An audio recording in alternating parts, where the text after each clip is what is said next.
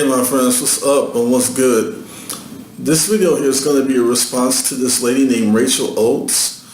To give you a little bit of background about this, if any of you guys know, with me being in Hangouts in past months, actually not just past months, but over the past year and a half or so, close to 2 years I've been on G+. I've done a lot of Google Hangouts with G-Man. And if you guys don't know who he is, I'll leave a link to his channel in the description. But anyway, G-Man did a video on atheists, and it's basically called Atheists Just Don't Want to Believe. And I think he made his point really well. And I think he gave some solid reasons why when we're talking with atheists about Christianity, evidence for the existence of God, things like that, they have a lot of biases in how they approach the situation, how they approach the issue. And I'm in full agreement with them. Atheists just don't want to believe, and that's been my regular experience. But Rachel Oates saw his video, and she did a response of her own. So I guess you can call this a response to a response, basically. So with that said, let's jump right in. Let's get into the video. And today, I want to talk about how atheists are just so dishonest here on the internet. A lot of them don't know that there's a big difference. As a matter of fact, they probably do know. That's why they lie so much on here. But there's a big difference between a person lacking belief and then willfully saying, I will not believe no matter what you say to me. I don't want to believe it. Well, he does basically get one thing right in that there is a big difference between lacking a belief and just not wanting to believe. But I think he takes it a step too far in assuming that all atheists just don't want to believe. The truth is that most of us, if we got the proof, and I mean like irrefutable proof, if we got that proof, we would believe in a God. It's not like it's a choice for us. It's not just that we don't want to believe. It's that without the evidence, it's just not really possible to. And when I say evidence, I mean like real irrefutable evidence. And I don't just mean like a God appearing in front of me. But I mean that I want something a little bit more than just a warm, fuzzy feeling in my tummy after I've prayed. That sort of stuff, you see a lot of Christians talking about like spiritual evidence and spiritual experiences and stuff. But for me, just a warm, fuzzy feeling isn't really enough. That's not spiritual evidence to me, because that can very easily be explained away physiologically by just looking at the effect that meditation, which is essentially all prayer really is, looking at the effect that has on the body, the kind of chemicals and hormones it releases and so on. So I'd like some real proof that can't be explained away by something else. That's all I'm asking for, to be able to believe that a God exists. Okay, some of the things she just spoke about, it just really explains the problem with talking with a lot of atheists about evidence for God. Like, she says that God doesn't have to just appear in front of her, or she talks about she would need to see real proof that can't be explained away by something else. But here's the problem. If you're going to say that you need real proof or evidence, or however she wants to put it, then you have to have a necessary expectation of what you would expect to see. To say that you see or you do not see this real proof or evidence forthcoming. Like, let's take a crime scene, for example. Suppose a physical altercation happened at this crime scene. It was some sort of fight or whatever. We have a necessary expectation of what we would see if a fight occurred. Maybe there's blood on the ground. Maybe there's chairs and tables knocked over or something like that. Broken, things like this. We have particular lines of evidence that we would necessarily expect to see to say, one way or another, that this evidence is forthcoming to point to a fight happened or a fight did not happen. We have that necessary expectation. But if she's going to say that, well, I haven't seen any evidence forthcoming to me, then what is her necessary expectation of what she would expect to see? What is she necessarily looking for to say that this proof isn't real proof that can't be explained away by something else. Before I can say that there's no evidence that a fight happened at a crime scene, or that there is evidence that a fight happened at a crime scene, I have to know what the evidence looks like. Now, if she doesn't even know or have an expectation of what the evidence would look like for God, or what she would expect to see, or she don't try to even unpack that in any capacity, then she can't make an argument. This is exactly what the problem is with dealing with a lot of atheists when we talk about evidence. They don't spell out exactly what they would necessarily expect to see. They just kind of just think that they just know what they would, what they should see or something without actually explaining it or whatever. They expect, or rather, they'll try to work from this sort of blank state. It's like, well, I haven't seen this evidence. I don't know what it looks like, but you got to be able to explain it to me, or the Christian has to be able to explain it to them, although they have no idea what they would expect or what it would look like. It's basically like trying to talk to a blind person about the color red. A blind person doesn't know what they would expect to see with the color red. They can't see anything.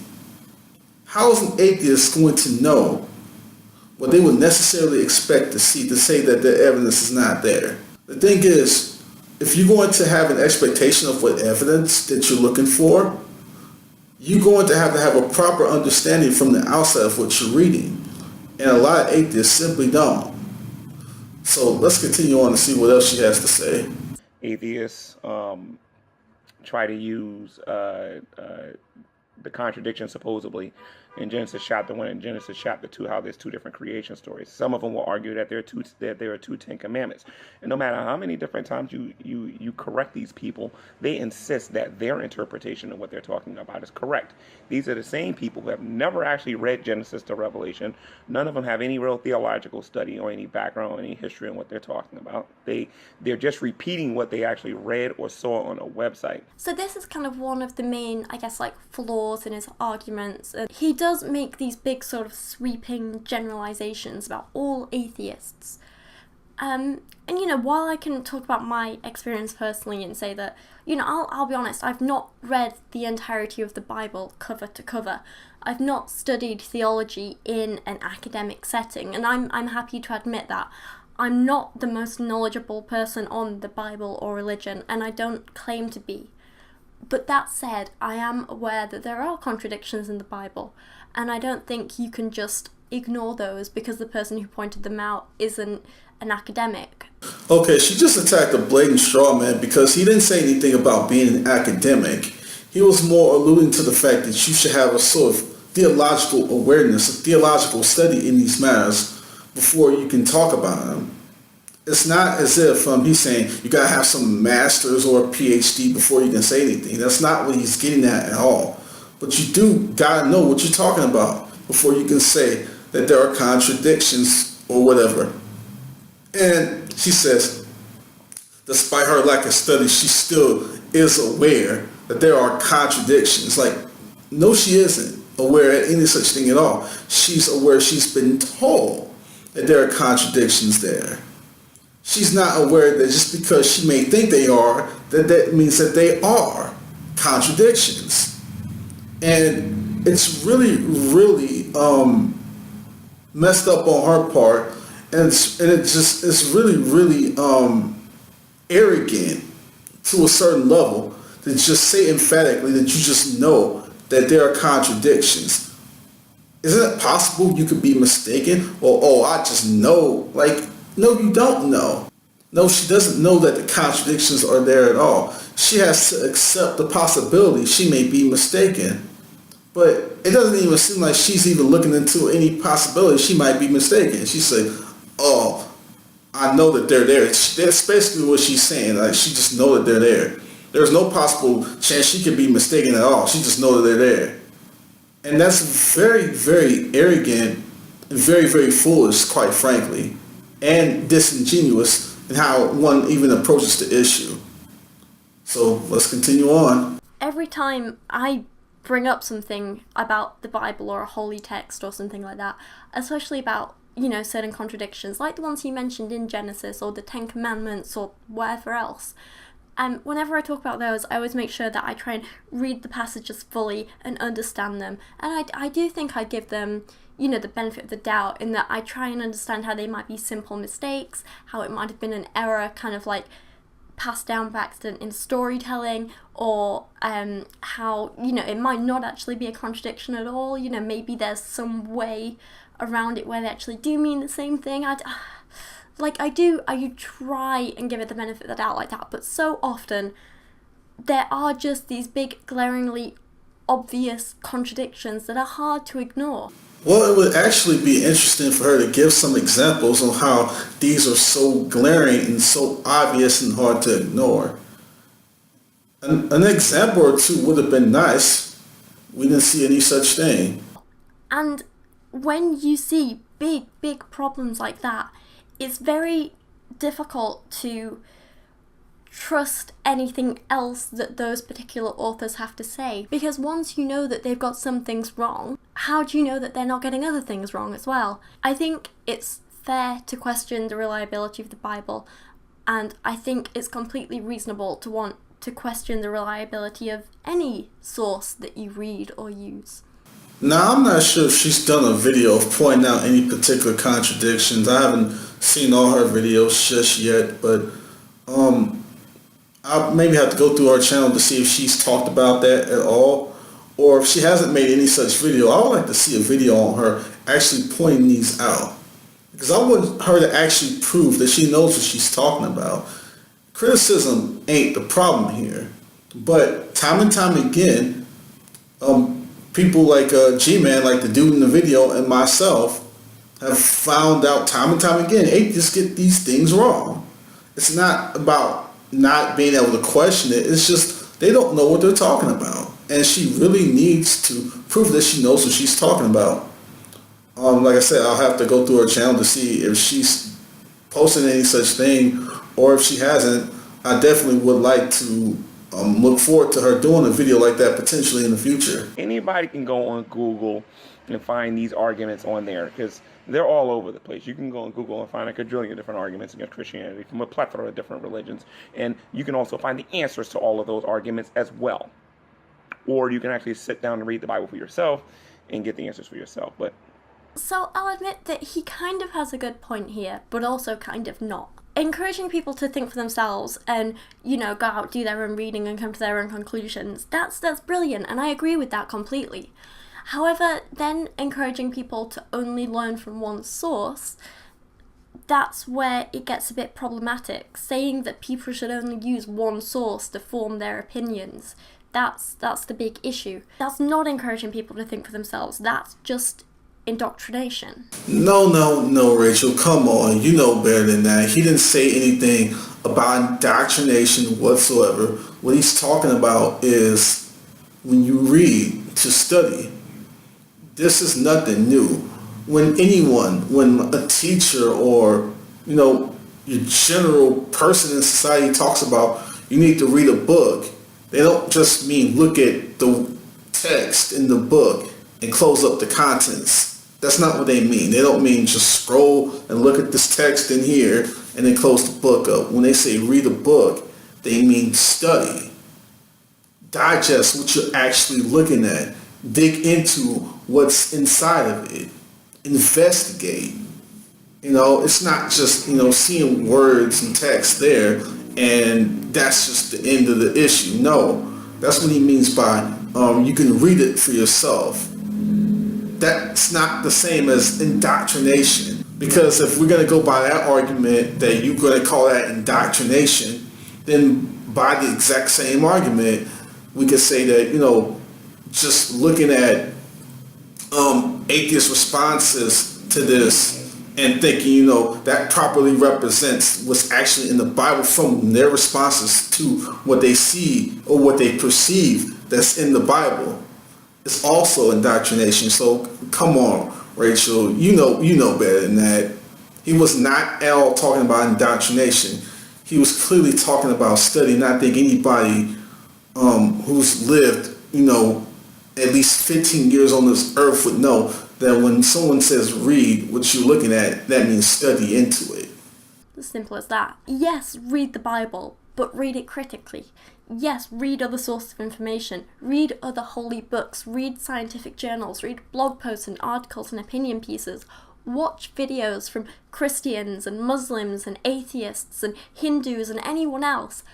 But read them and watch them and listen critically. Don't just take one particular source as some ultimate infallible source of knowledge. Just question everything. And that's not to say that everything's wrong. I'm not saying that at all. I'm just saying you can't completely trust everything you read or see or hear. Well, I guess it's a good thing that 1 Thessalonians 5:21 tells us to test everything, hold to what is good. So it's not just merely us just looking at words of the Bible and just saying, oh, yep, everything in the Bible is true. No, it's because we've tested it over and over again. It's because God has proven himself to us over and over again, and we have no reason to doubt anything that God says. He's proven himself time and time again to us. Did she ever consider that possibility? That because God has proven himself to us over and over again, that's the reason why Christians trust that it's the infallible word? I mean, if we're going to be consistent with our Christian beliefs, of course we're going to believe that God is infallible. And he did not just have his words just written in the book. He's proved it through his actions and in the immediate experience that we've Christians had in our lives, walking with the Lord, walking with God. But if she was really testing everything, if she was really questioning everything like she says, then is she questioning the sources she's reading just as equally? Is she saying, well, the research she's looked into that says that this is a contradiction, is she questioning those just as much as she questions the Bible? Is she applying the same sort of skepticism that she applies to Scripture? I wonder. Just an interesting thought. Just saying. You understand what I'm saying? So this is why a lot of us just say these people are easy to deal with, because they do so much of this. They don't take the time out to think about the stuff that's coming out of their mouth and actually examine themselves to see whether or not they're contradicting themselves in the things that they're saying. So again, he actually has a pretty reasonable point here in that some people don't always think before they speak, and some people don't realise when they're contradicting themselves, and some people make mistakes. But that's not a trait of atheists. That's a trait of people. That's just a thing that people of all backgrounds and religions and races and ages do. It's a people thing. And I think it's important to stop making these huge kind of sweeping assumptions and just saying, atheists haven't studied the Bible. Because, yeah, there are atheists who haven't maybe read the Bible or studied the Bible, but there's also atheists who know the Bible and other holy texts inside out. They've studied them for years, they understand them, and they know the good and bad things about them. And there are Christians who've barely read any of the Bible for themselves. There's people on both sides. And just because a person hasn't come to the same conclusions as you or doesn't believe in the same things as you, it doesn't mean they don't know anything about the Bible or that they've never studied things for themselves. It just means they're interpreting the evidence differently. Although G-Man can speak for himself, I think I know him well enough to know that he's not necessarily talking about all atheists when he's, giving his analysis on how they look at the Bible. What he's getting at is the vast majority of atheists he's talking to have, used these fallacious standards when approaching the Bible. There's a lot of people who claim to know the Bible, but that doesn't mean that they actually know the Bible. You can memorize 50,000 Bible verses. That doesn't mean that you know the Bible. That just means you just memorize certain verses. So that's what we're talking about when we say we know the Bible. It goes past just verse memorization. It goes into deep study. It goes into examining the cultural backgrounds of whatever passages we're looking at. It goes into a lot of different things. What the original texts were written in. Greek, Hebrew, Aramaic, all that other good stuff. It goes into a lot of stuff, and I mean a lot of stuff. So knowing certain passages, and if you know a lot of them, great, but that's not the same thing as actually knowing the Bible. And quite frankly, I haven't seen a single atheist who can honestly say that they know the Bible like that at all. But the thing is, if they just come to a different interpretation, like she says, then how do they know that their interpretation is 100% correct? I mean, if it's just a different interpretation, then that's isn't that her admitting directly or indirectly that interpretation could be incorrect, and what they're concluding isn't necessarily a problem, but they just may have a flawed basis for how they come to that interpretation? I mean, I'm just saying.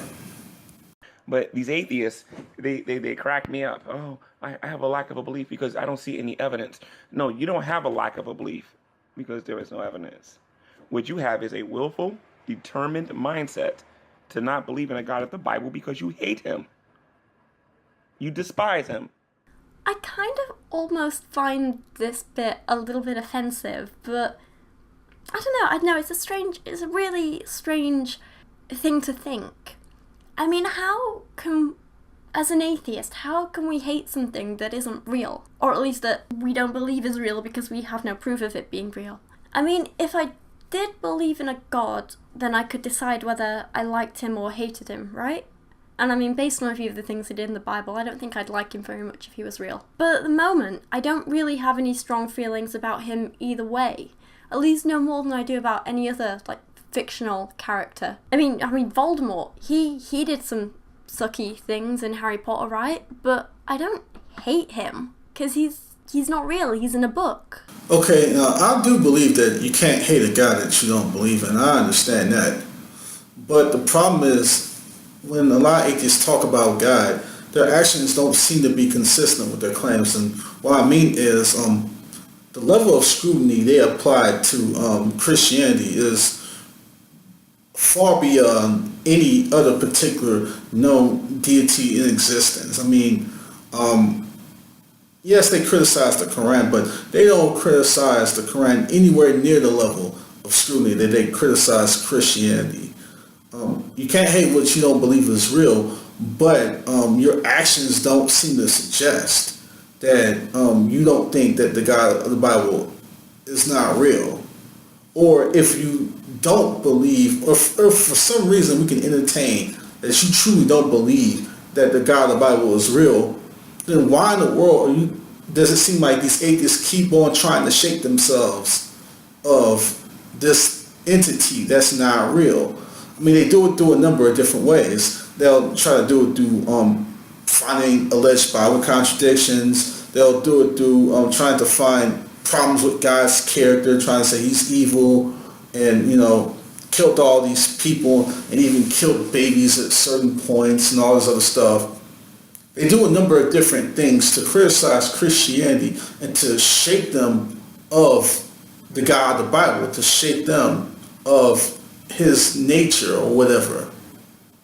And they say, well, it's not that we hate him, it's that we don't see any evidence for him, but it goes beyond just looking at the evidence, because if you really didn't think that there was no evidence for God, then why are you spending time trying to find contradictions in Scripture? Why are you spending time looking at this character? I mean, if there's no evidence for that this character is doing anything wrong, then you wouldn't really care about how evil or how bad this character was. You would just be like, well, I don't believe in this, so I mean, it's irrelevant, how evil he seems to me in the Bible.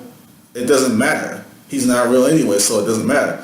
But they put a lot of energy and emphasis and time into talking about these things as if they are revealing a contempt directly or indirectly. So it's strange that they'll say, well, we don't hate what we don't think is real, but they act quite the contrary. I mean, when you're going to see a million videos, there's people who actually believe the literal like Satan, for example, that Satan is literally a god, and they worship him as a god. Where were you going to see the a million videos about why Satan doesn't exist? Where are you going to see a million videos about the inconsistencies in the Satanic Bible or any contradictions in the Satanic Bible? You just don't see them. What do you see them most about? Christianity. That's the one thing that they criticize the most. They give Christianity more critical analysis, and they scrutinize it more than any other belief system on the planet. That's what atheists do. So it's not just this idea that, well, we don't believe in God, we can't hate him, or rather, we don't. And so it's not just this idea that they just can't hate what they don't believe is real, but the actions that they carry out is revealing a contempt that seems to be there, whether directly or indirectly. So that's the whole problem. But I'm going to go ahead and end this video right here. There's more I could touch on, but I'm going to leave G-Man to touch to the rest of that stuff, because I don't want this video to go on too long. It's already been well over 20 minutes. I think we're at like the 25-minute mark or so, give or take a few minutes. But I'm just going to end it here and just tell you guys that I appreciate you guys watching as always. And please comment, let me know what you think. Share this video and subscribe. Take care. God bless. Deuces and deuces.